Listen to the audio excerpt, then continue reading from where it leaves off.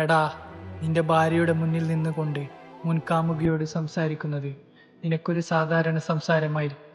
പക്ഷേ ഒരു പെണ്ണിന്റെ മനസ്സിനെ നിശബ്ദമായി തകർക്കുന്ന കാര്യമാണ്. ഒരു ഭാര്യയ്ക്ക് ഏറ്റവും കൂടുതൽ വേദനയുണ്ടാക്കുന്നത് ഭർത്താവ് മറ്റൊരാളോട് സംസാരിക്കുന്നത് കൊണ്ടല്ല, അവളെ മറന്നുപോയ പോലെ പെരുമാറുമ്പോഴാണ്. പ്രത്യേകിച്ച് സ്വന്തം മുൻകാമുകിയോട് ഭാര്യയുടെ മുന്നിൽ വെച്ച് അധികം ക്ലോസായി സംസാരിക്കുമ്പോൾ ഭാര്യ അവിടെ ചിരിക്കാം. ഒരുപക്ഷെ അവളൊന്നും പറയാതെയും നിൽക്കാം.